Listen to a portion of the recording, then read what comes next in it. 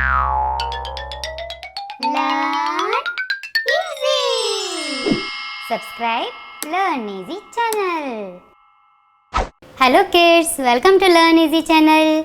आज की कक्षा में हम सीखेंगे कि लिंग किसे कहते हैं। तो चलिए शुरू करें। तो बच्चों, आज हम सीखेंगे कि लिंग किसे कहते हैं। तो उससे पहले मैं आपको ये पैराग्राफ पढ़कर बताती हूँ, जिससे आपको और अच्छे से समझ आ जाएगा। तो देखिए, अक्षत और नीतू भाई बहन हैं।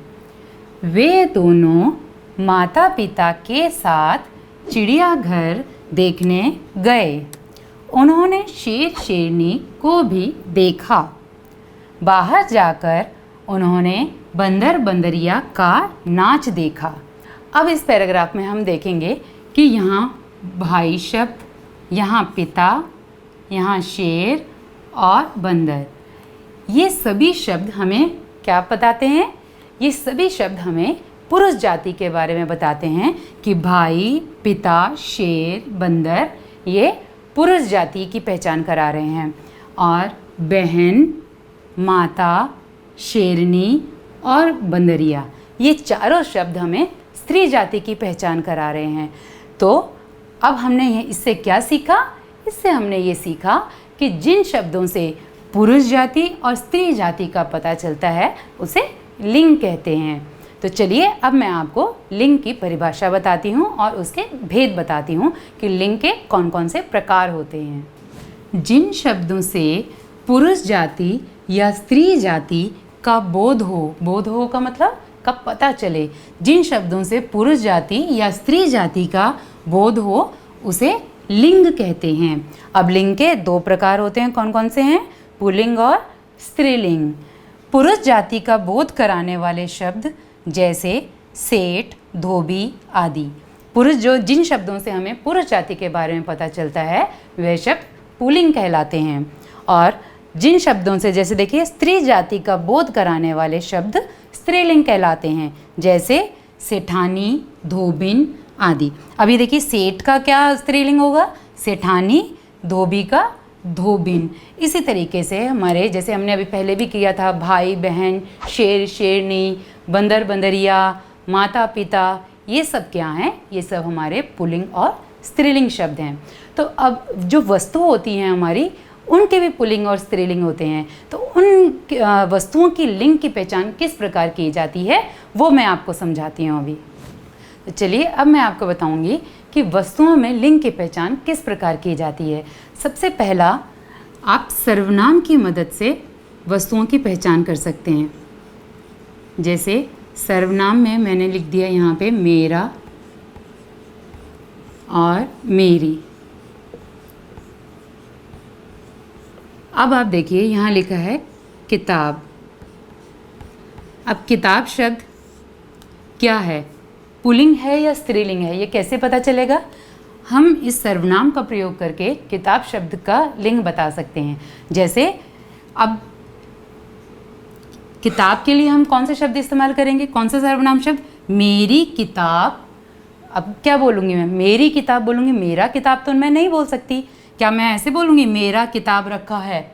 नहीं बोलते हैं ना, हम क्या बोलते हैं? मेरी किताब रखी है। तो इससे हमें क्या पहचान हुई कि लिंग जो है, किताब जो है, कौन सा लिंग है? स्त्रीलिंग है। तो मेरी से क्या समझ आया कि ये स्त्रीलिंग है, किताब स्त्रीलिंग है। अब एक दूसरा शब्द अगर मैं ले लूँ, जैसे यहाँ लिखा है बैग।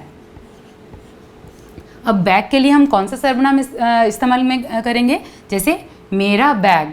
अब मैं बोलूँगी मेरा बैग रखा है या मेरी बैग रखी है? मेरी क्या बोलूँगी? मेरा बैग रखा है या मेरी बैग रखा है? कौन सा वाक्य इसमें से सही लग रहा है आपको? जी हाँ, बिल्कुल सही। यहाँ पर मेरा सर्वनाम इस्तेमाल होगा। तो मेरा का क्या मतलब हुआ कि ये मेरा शब्द अगर यहाँ इस्तेमाल हो रहा है तो ये पुल्लिंग है। तो इसी तरीके से सर्वनाम की मदद से हमने इन दोनों शब्दों की पहचान की कि ये पुल्लिंग है या स्त्रीलिंग है। इसी तरीके से विशेषण शब्द से भी हम पता कर सकते हैं कि शब्द पुल्लिंग है या स्त्रीलिंग है। जैसे यहाँ लिखा है मीठा और मीठी। अब मैंने यहाँ लिख दिया आम। आम शब्द, आम मीठा है या आम मीठी है? क्या बोलते हैं हम? आम मीठा है, यही बोलते हैं ना, आम मीठी है तो नहीं बोलते। तो इसी तरीके से मीठा से हम शब्द से हमें क्या पता चला कि ये आम शब्द जो है पुल्लिंग है। और जैसे एक और फल का नाम मैं लिख देती हूँ यहाँ पर, लीची। अब आप देखिए, ये लीची शब्द मैं क्या ऐसे बोलूँगी, लीची मीठा है? नहीं, ये तो नहीं बोलते हैं। हम क्या बोलते हैं? लीची मीठी है। तो इससे क्या पता चल रहा है कि लीची शब्द क्या है, पुल्लिंग है या स्त्रीलिंग है? लीची शब्द स्त्रीलिंग है। तो अब देखिए, विशेषण के आधार पर भी हमने मीठा और मीठी इन दोनों शब्दों से हमने आम और लीची के लिंग पता कर लिए कि ये आम जो है, हमें ये समझ आ गया कि आम पुल्लिंग है और लीची स्त्रीलिंग है। इसी तरीके से क्रिया के आधार पर भी हम पता कर सकते हैं कि शब्द पुल्लिंग है या स्त्रीलिंग है। अब ये देखिए, यहाँ लिखा मैंने होता और होती। अब मैंने यहाँ लिख दिया दिन और दूसरा शब्द लिखा रात। अब हम इनको वाक्यों में इस्तेमाल करके देखते हैं। दिन होता है या दिन होती है? क्या समझ आता है आपको? दिन होता है, बिल्कुल सही। तो होता शब्द से हमें क्या समझ आया यहाँ कि दिन जो है पुल्लिंग है। और रात होती है, क्या हम ऐसे बोलते हैं रात होता है? नहीं बोलते हैं ना, क्या बोलते हैं? रात होती है। तो रात शब्द हमारा क्या है, पुल्लिंग या स्त्रीलिंग? जी हाँ, रात शब्द हमारा स्त्रीलिंग हुआ और दिन शब्द हमारा पुल्लिंग हुआ। इसी तरीके से और बाकी सर्वनाम शब्दों से भी आप जो है लिंग की पहचान कर सकते हैं। वाक्यों में उस शब्द को प्रयोग करो और फिर देखो कि ये शब्द जो है पुल्लिंग है या स्त्रीलिंग है। तो चलिए, अब मैं आपको एक छोटा सा अभ्यास कराती हूँ जिससे आपको ये और अच्छे से समझ आ जाएगा। तो बच्चों, अब इस अभ्यास में आपको क्या करना है, इसमें आपको ये जो आगे दो ऑप्शन दिए गए हैं, लिंग के आधार पर आपने चुनना है कि यहाँ पर कौन सा शब्द आएगा। तो चलिए शुरू करें। पहला वाक्य देखिए, डैश नाच रहा है। अब रहा है लिखा है, तो मोर या मोरनी? मोर नाच रहा है या मोरनी नाच रहा है? कौन सा शब्द सही है?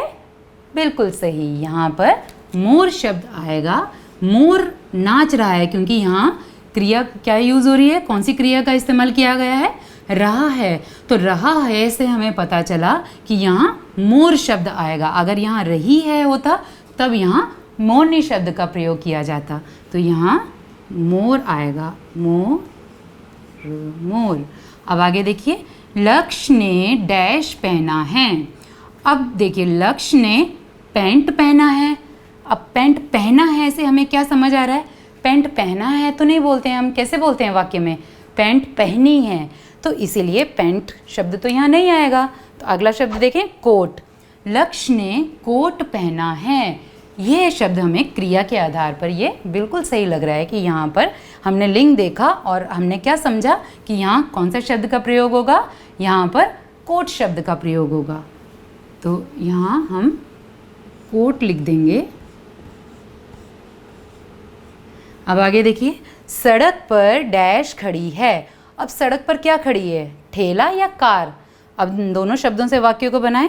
सड़क पर ठेला खड़ी है, क्या ये वाक्य सही लग रहा है आपको? नहीं लग रहा है?